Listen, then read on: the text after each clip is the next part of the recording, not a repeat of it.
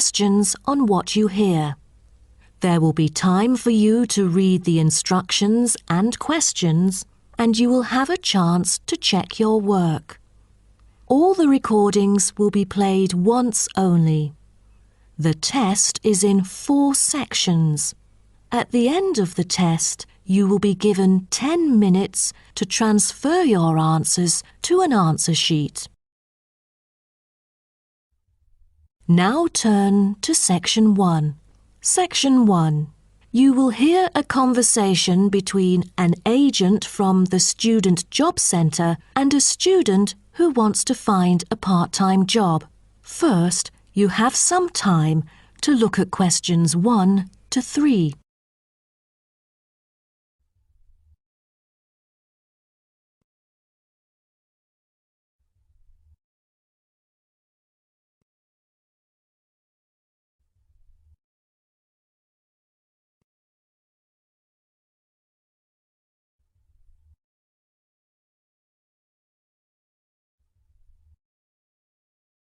You will see that there is an example which has been done for you.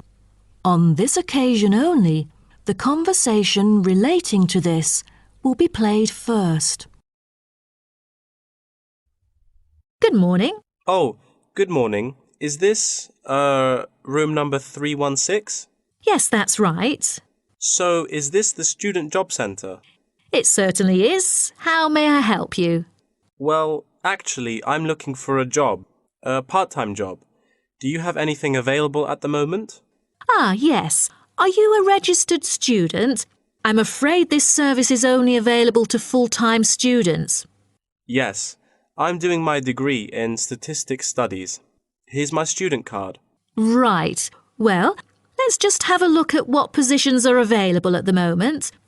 There is a job for social workers, and the workplace is in the House of the Disabled.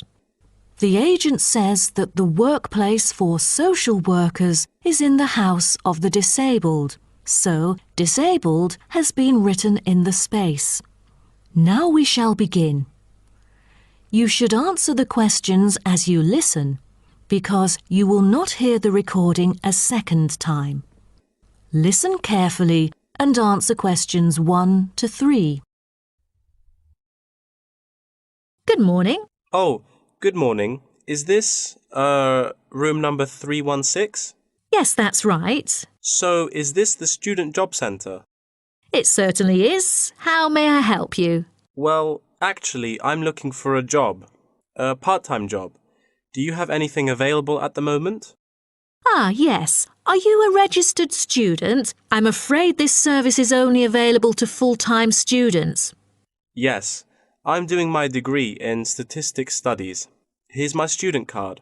Right. Well, let's just have a look at what positions are available at the moment.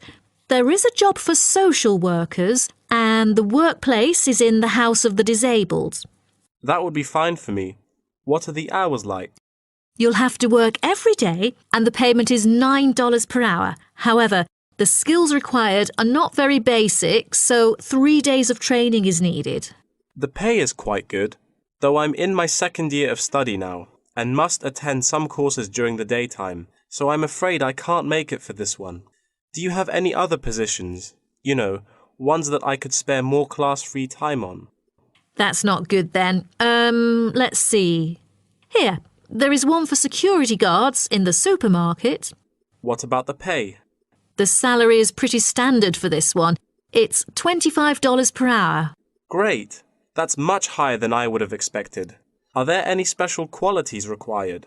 It sure offers quite a good salary. There's almost no requirement for this job except that you must wear a uniform which is provided. That's very nice then. But what about exact working hours for this? I hope it will be okay for me. The working time is from 9 a.m. to 5 p.m. and you only need to work 3 days each week. Before you hear the rest of the conversation, you have some time to look at questions 4 to 10.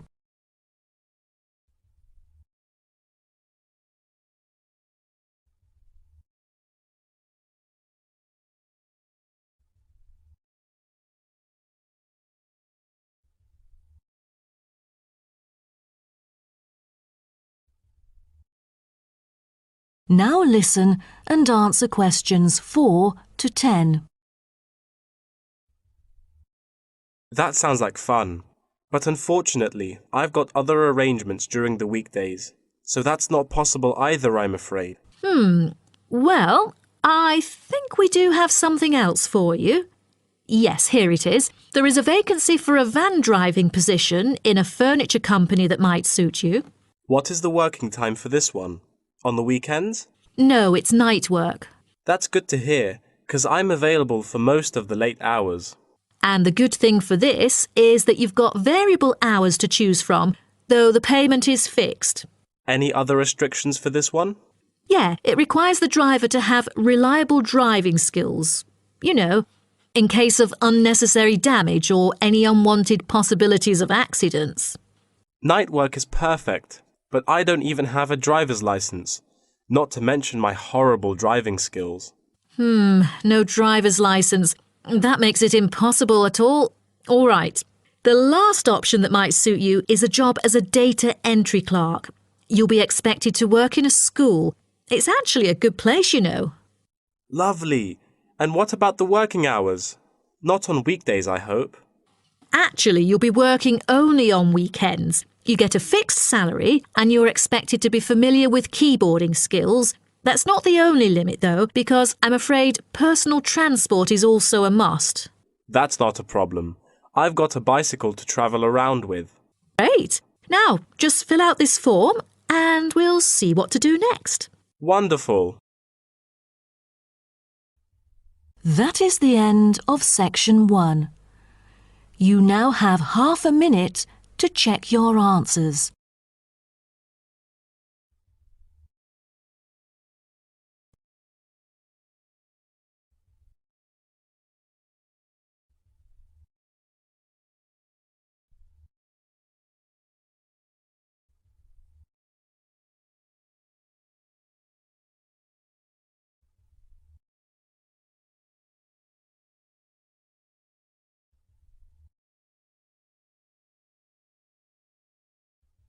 Now turn to section 2. Section 2. You'll hear a talk between an interviewer and an interviewee called Chris Evans from the Royal Caledonian Curling Club about ice curling. First, you have some time to look at questions 11 to 16.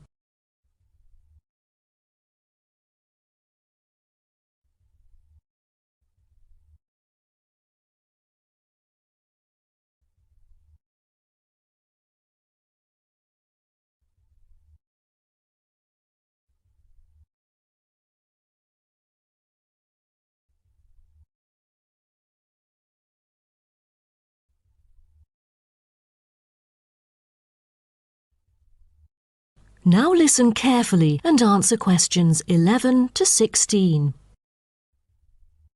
Today, we're pleased to have on the show Chris Evans from the Royal Caledonian Curling Club. Now, let's welcome Chris to tell us something about ice curling. Chris, please. Thank you. It's my honour to briefly talk about ice curling here to all of you. So let's start with what curling is. Curling is a sport in which players slide stones on an ice rink towards a target area which is segmented into 4 concentric circles. 2 curling teams consist of 4 players, the lead, the second, the third, and finally the skip. The captain of the curling team and its players will throw their stones in the order stated above. Each team has 8 stones. The purpose is to accumulate the highest score in the game. Points are scored depending on which stone is resting closest to the centre of the target area at the end of the game. The ice surface on which the game is played, or the rink in curling, is called the sheet. It is covered with tiny droplets of water that become ice and cause the stones to curl or deviate from a straight path. The curling players should slide the heavy polished stones or rocks across the ice curling sheets towards the house, a circular target marked on the ice, as I mentioned before. There are several pieces of equipment essential for a curling game, so a concise instruction will be given to you. The most important things are the curling brush, which is used to sweep the ice surface in the path of the stone, as well as the curling stone, which is sometimes called rock. The former is usually made of horsehair, and the latter is made of granite, mainly coming from Scotland. Curling shoes are similar to ordinary athletic shoes, except that the two shoes in a pair have dissimilar soles. The sole of the slider shoe, which is designed for the sliding foot, is typically made of Teflon, while the gripper shoe for the hack foot has a special layer of rubber applied to the sole. During the curling game, you may also find a stopwatch attached either to the player's clothing or the broom, which is used to time the stones over a fixed distance to calculate their speed. Before you hear the rest of the talk, you have some time to look at questions 17 to 20.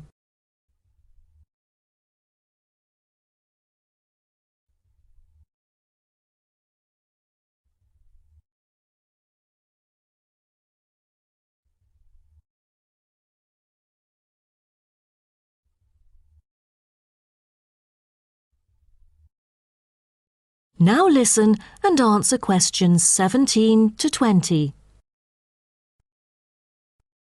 Now, a word about the development of curling clubs. Curling is thought to have been invented in medieval Scotland, and outdoor curling was very popular in Scotland between the 16th and 19th centuries, as the climates provided good ice conditions every winter. Kilsyth Curling Club is renowned as the first club in the world, having been formally constituted in 1716 and widely influencing ice curling development. In Kilsyth today, both men's and ladies' sections are thriving, participating in all major competitions and having won championships in the British Open in the past.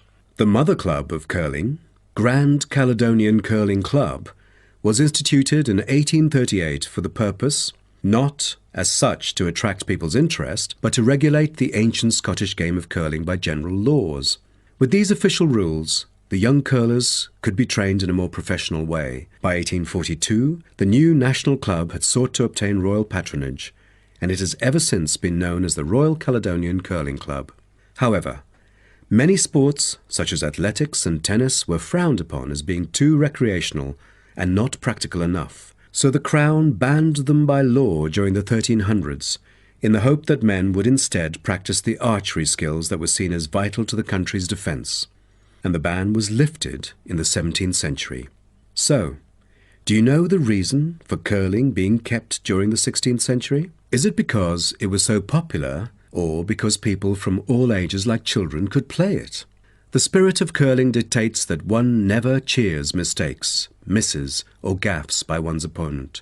And most importantly, all the team members should strictly follow the instructions of their captain, which is essential for men in battle. Curling was brought to Canada from Scotland, and some curling was played informally before 1800. Curlers often used iron curling stones made from melted materials such as cannonballs rather than granite until the early 1900s, because there were transport problems importing granite stones from Scotland.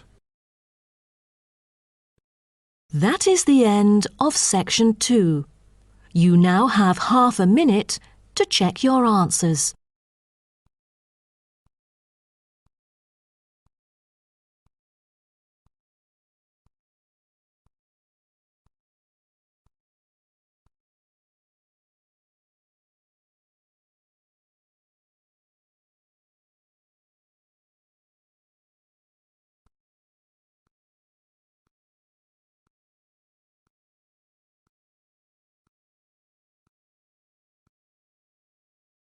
Now turn to section 3. Section 3. You will hear a student called Greg talking to his student about the study of the wind farm in Australia. First, you have some time to look at questions 21 to 25.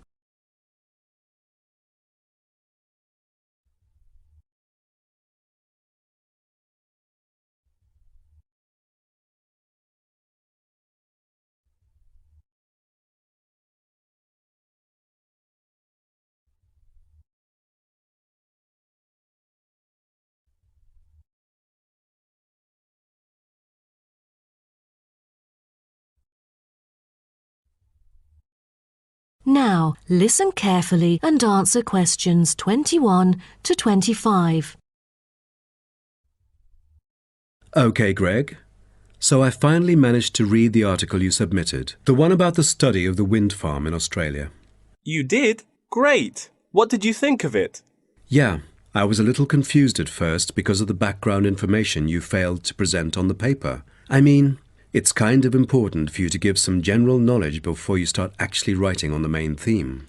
Oh, I was thinking of doing that during the presentation session.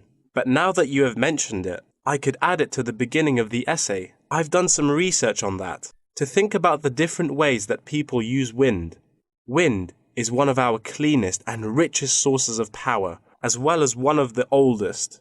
Windmills began to be used in ancient Iran back in 7th century BC. They were first introduced to Europe during the 1100s, when armies returned from the Middle East with knowledge of using wind power. For many centuries, people used windmills to grind wheat into flour or pump water from deep underneath the ground. During the 1970s, people started becoming concerned about the pollution that is created when coal and gas are burned to produce electricity. People also realized that the supply of coal and gas would not last forever. Then, wind was rediscovered and carried out into research for the first time. Greg, why don't you just put all that information together and present that in the introduction part of your essay? Okay, I'll do that. What also intrigued me was that there were disadvantages about a wind farm.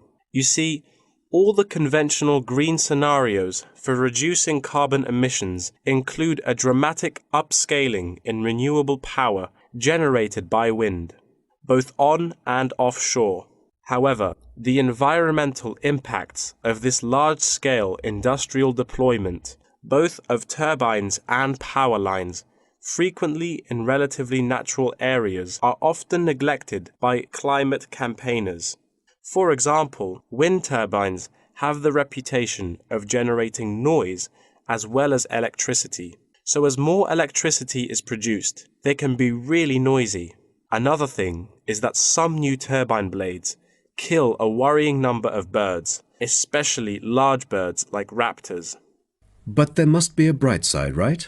Yeah, of course. According to figures pulled together by consultants of the Intelligent Energy Systems using data from the Australian market operator, wind energy accounted for 50% of demand in the state. That's half of the power source. Besides, this one unexpected outcome really attracts lots of visitors and helps the local tourism. That's good to hear. Before you hear the rest of the talk, you have some time to look at questions 26 to 30.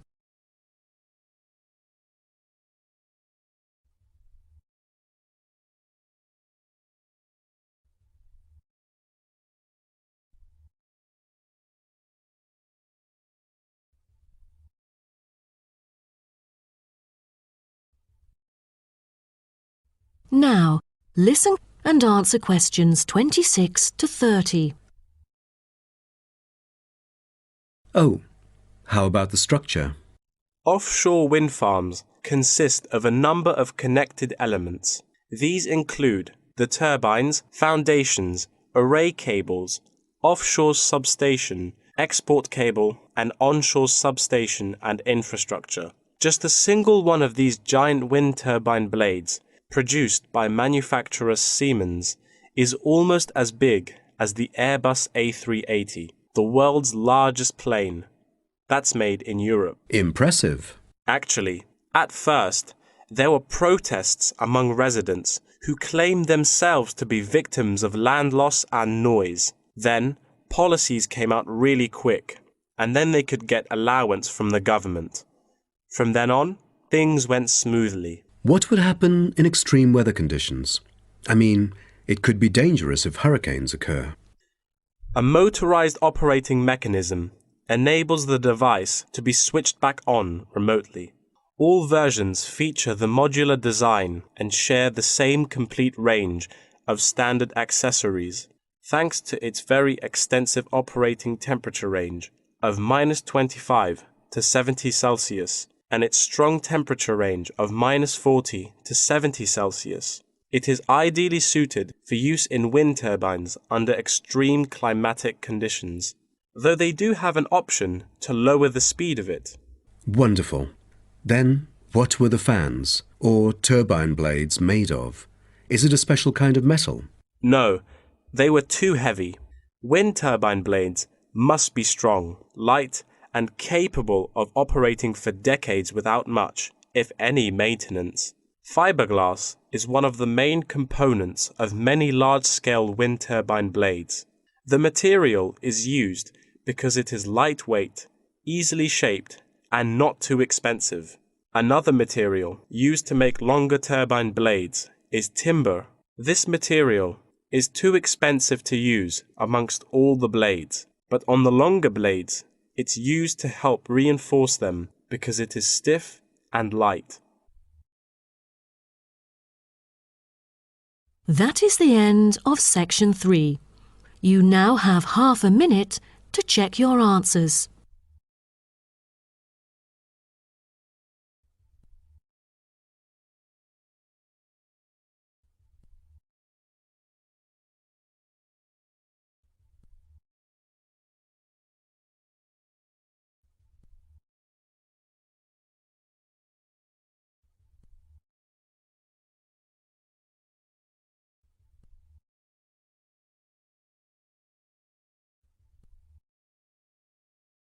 Now turn to section 4. Section 4. You will hear part of a lecture about tea tree oil.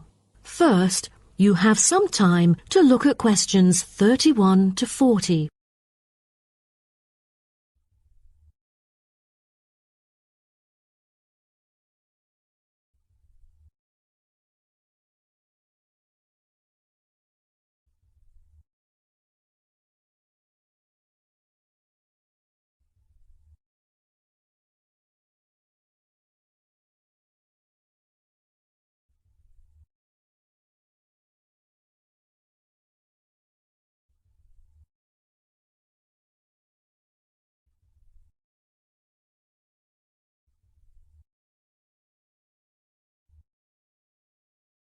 Now, listen carefully and answer questions 31 to 40. So, what I'm going to talk about to you today is something called tea tree oil, which was first extracted from Melaleuca alternifolia in Australia. This species remains the most important commercially. Several other species are cultivated for their oil extraction. There is a very long history of tea tree oil's use in aromatherapy. Traditionally, Melaleuca alternifolia leaves were crushed and the oil was inhaled by the Aborigines of Australia for the treatment of coughs, colds and also for the treatment of wounds. For instance, they chewed the young leaves to alleviate headaches and took them to treat sore throats or skin ailments.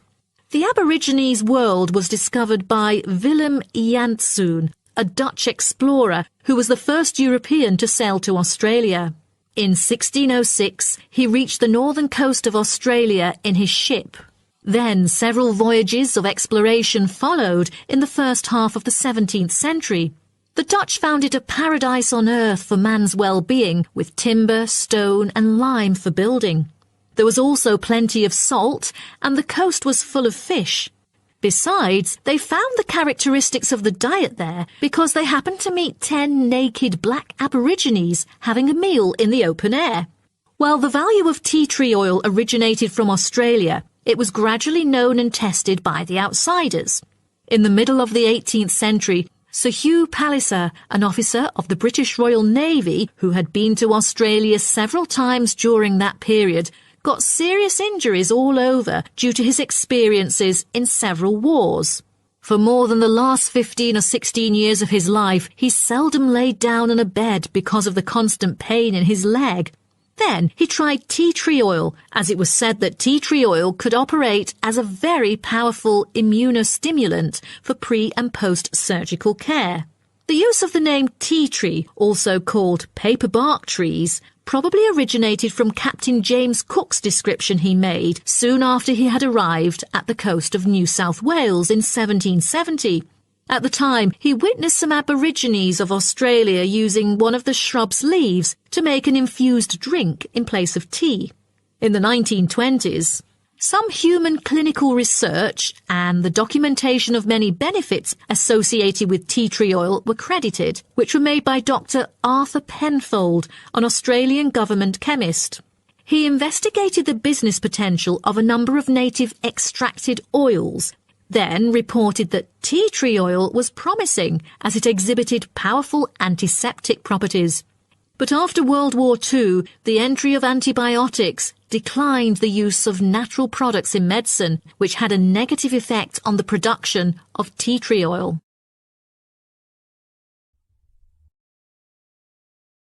As such an important and valuable material in the world, how is tea tree oil produced?